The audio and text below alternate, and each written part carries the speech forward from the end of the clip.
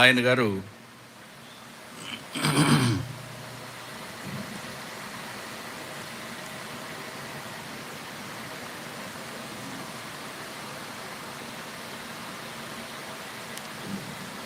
తన జీవితకాలం అంతటిలో భారతదేశం కోసమే పనిచేసి భారతదేశంలోనే చనిపోయి భారతదేశంలోనే పాతిపెట్టబడ్డాడు.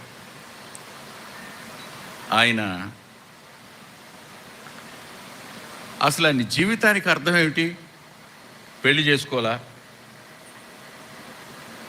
అక్కడి నుంచి వచ్చిన తర్వాత ఇక్కడ ఓపెన్ బ్రదరన్లో, కన్సర్వేటివ్ బ్రదర్ నుంచి వచ్చాడు ఆయన. ఓపెన్ బ్రదరన్లో మూమెంట్ స్టార్ట్ అయింది సహోదరుడు భక్సింగ్ గారి ద్వారా. వాళ్ళందరూ వచ్చి ఇక్కడ బైబిల్ టీచర్స్గా నిలబడి భక్సింగ్ అసెంబ్లీకి ఫౌండేషన్ వేశారు. ఏజ్ ఆఫ్ ఫ్లాగ్ కానీ, జాన్ కెనడీ కానీ, పెద్ద బ్రిడ్జి గారు కానీ, గోల్డ్స్ వర్తి కానీ, they are all brother and missionaries. వాళ్ళు ఫౌండేషన్ వేశారు. ఈ మధ్యకాలంలో అమెరికా నుంచి ఒక ఆయన నన్ను అడిగాడు, ఆ రోజు అసెంబ్లీలో ఉన్న వాళ్ళకి ఉన్నటువంటి ఫౌండేషన్ బలం వాళ్ళు ఎందుకు లేదు చెప్పండి అని అడిగాడు నన్ను.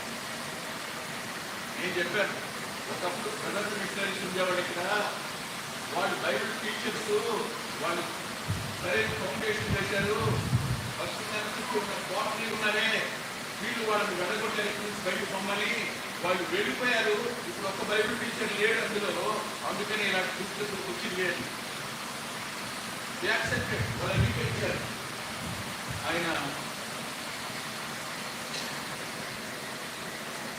జాన్ కెనడీ గారు ఒక మాట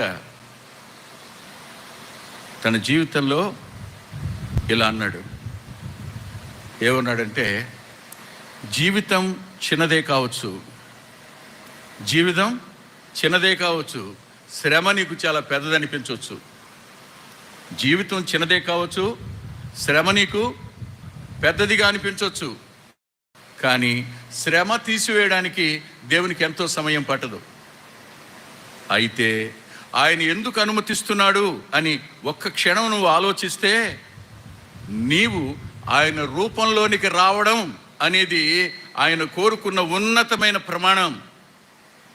అందుకొరకే ఆయన అనుమతించాడు. శ్రమ, కష్టం, అవమానం, నింద ఇవన్నీ అనుమతించడానికి గల కారణం ఏంటంటే, నిన్ను ఆయన రూపాంతరం చెందించాలని కోరుకుంటున్నాడు. భక్తులందరి జీవితాలు ఇవి ఉన్నాయి.